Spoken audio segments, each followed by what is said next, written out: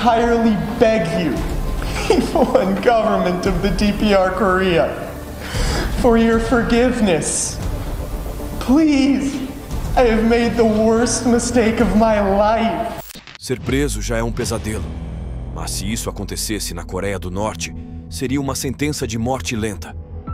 Foi exatamente o que aconteceu com Otto Frederick Warmbier, um jovem americano de 21 anos que procurava uma aventura cultural no país mais fechado do mundo, Coreia do Norte. Mas o que veio acontecer depois vai te deixar chocado. Mas antes de começarmos, deixe o seu like e subscreva o canal para acompanhar mais histórias como esta. Otto Frederick Warmbier cresceu nos Estados Unidos e era uma pessoa de sucesso. A sua vida universitária foi bastante destacada e estava sempre cheio de alegria. Olá a todos! Quando me disseram que tinha a honra de falar na formatura, meu primeiro instinto foi encontrar algumas palavras-chave. Uma das suas características mais conhecidas era o seu interesse por diferentes culturas. Tinha viajado pela Europa, Cuba e Equador, mas queria conhecer ainda mais culturas. Pensando que seria uma experiência muito diferente, decidiu visitar e percorrer a Ásia. A sua primeira parada foi Hong Kong e ficou fascinado pelo lugar. Enquanto crescia o seu amor pela Ásia, escolheu a Coreia do Norte como o seu seguinte destino. Embora a sua família estivesse preocupada com este desejo, encontraram uma agência de viagens que organizava um tour seguro à Coreia do Norte para cidadãos estadunidenses. Otto acordou com esta agência a realizar um tour de 5 dias pela Coreia do Norte. Warm welcome to the DPRK, the Democratic People's Republic of Korea. No entanto, este tour, que começou a 29 de dezembro de 2015, seria a sua última viagem. A Coreia do Norte é um país completamente fechado ao mundo exterior, e os turistas eram estritamente vigiados em cada passo. A cidade de Pyongyang, a que Otto viajou, era provavelmente a mais controlada. Havia símbolos políticos e monumentos por todas as partes. Aos visitantes, só lhes era permitido ingressar em áreas específicas. O único hotel onde podiam alojar-se era o Yangak-do International, o que permitia aos turistas serem monitorados mais facilmente, e não havia outra opção para se hospedar. Inclusive, dentro do hotel era proibido mover-se livremente. Havia um andar secreto no hotel. Os turistas só podiam percorrer o lugar acompanhados de guias aprovados pelo Estado. No entanto, com este tour a que Otto assistiu, eles continuaram as suas excursões sem problemas até dia 2 de janeiro. Era o último dia dessa viagem e dirigiam-se ao aeroporto para regressar. No entanto, ali Otto viveria o ponto de inflexão da sua vida. Ao passar pelo controle de segurança, Otto foi detido. Tudo ia bem, mas de repente a equipa de segurança fez um movimento e levou-o. E o resto da equipa teve de regressar sem poder fazer nada.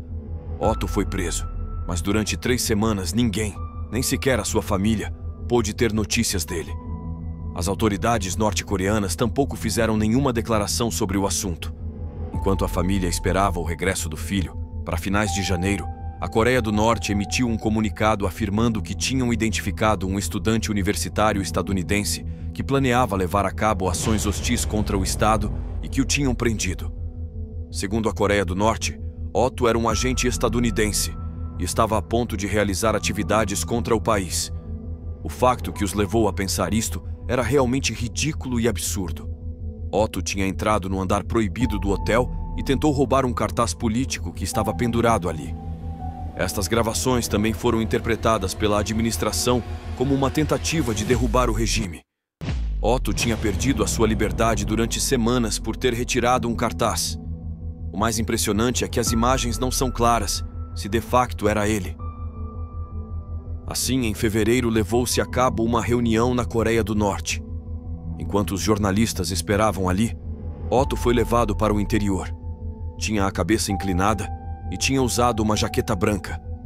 Ali, Otto declarou que tinha sido manipulado pelo governo estadunidense e que estava consciente de que tinha cometido um grande crime ao roubar aquele cartaz.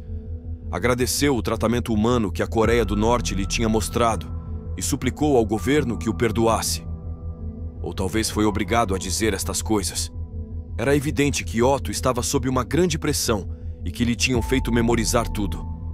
Dizer que o fazia para um grupo de igreja secreta tampouco tinha sentido. Mas não terminou aí.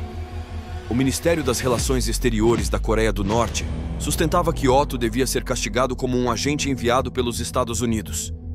Para todos fora da Coreia do Norte, estas ideias eram muito absurdas.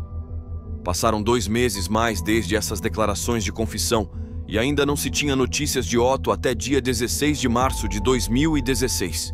Os Estados Unidos rapidamente solicitaram várias visitas consulares através da Embaixada da Suécia, mas a Coreia do Norte recusou todas. Os Estados Unidos estavam a realizar intensos esforços para conseguir a libertação de Otto. Obama, em negociações diplomáticas, exigia a libertação de Otto, mas nada disto importava à Coreia do Norte. Para além da libertação de Otto, nem sequer se podia obter notícias dele. Durante um ano inteiro transcorreu no meio de crises diplomáticos, sem que se soubesse em que estado se encontrava Otto.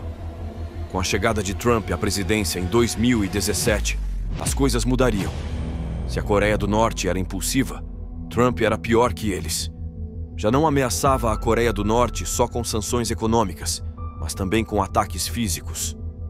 Perante estas ameaças, a Coreia do Norte decidiu que não valia a pena pôr em risco o país por Otto, e em junho anunciaram que o devolveriam. Depois de ter sido retido como um prisioneiro durante 17 meses, Otto finalmente regressava aos Estados Unidos. Enquanto a sua família e os meios esperavam ansiosamente a chegada do avião, ninguém estava preparado para o ver nesse estado. Segundo o comunicado da Coreia do Norte, Otto teria sofrido uma intoxicação alimentar 1 semana depois da sua prisão. Posteriormente, ter-lhe-iam administrado um somnífero e desde então permanecia em coma. Ou seja, Otto tinha estado inconsciente praticamente desde o início do processo, mas a Coreia do Norte jamais o tinha admitido publicamente. Nos seus próprios meios, justificavam a sua libertação por razões humanitárias. O que realmente lhe tinha sucedido a Otto continuava a ser um mistério, embora os médicos estivessem seguros de que não se tratava de uma intoxicação alimentar. Otto foi transferido para os cuidados intensivos imediatamente depois de chegar aos Estados Unidos. Descobriu-se que tinha um dano cerebral grave e extenso. Este tipo de lesão cerebral costuma produzir-se por uma falta prolongada de oxigênio. Ou seja, embora se desconheça a causa exata, Otto tinha passado um longo tempo sem oxigênio. Os médicos também determinaram que a perda de tecido cerebral se devia a um traumatismo craniano ocorrido aproximadamente 1 ano antes. Segundo as hipóteses, Otto pode ter tentado suicidar-se e ficado sem ar, ou então ter sido vítima de tortura que o deixou nesse estado. Além disso, Otto tinha perdido tanto a visão como a audição. O estado de Otto já tinha chegado a um ponto irreversível. A sua família não pôde suportar vê-lo viver dessa maneira e com muita dor decidiram permitir que o seu filho descansasse em paz. A 19 de junho de 2017, Otto foi desligado do suporte vital e deu o seu último alento. O único consolo da sua família foi que faleceu rodeado dos seus entes queridos. Embora se realizasse uma autópsia, os médicos afirmaram que depois de mais de 1 ano, não seria possível encontrar nada conclusivo. A morte de Otto destroçou a sua família, mas os líderes de ambos os países não deixaram de lançar indiretas durante este processo. Inclusive, 1 mês depois da morte de Otto, os Estados Unidos proibiu a seus cidadãos viajar para a Coreia do Norte por turismo. Otto só queria descobrir uma nova cultura. Não se sabe por que baixou aquele pôster, ou foi tudo uma arrumação, mas o que viveu definitivamente não era uma consequência justa. Nem sequer está claro se a pessoa nas gravações da câmara era realmente Otto, e ainda assim perdeu a vida durante o tempo em que Otto esteve detido na Coreia do Norte.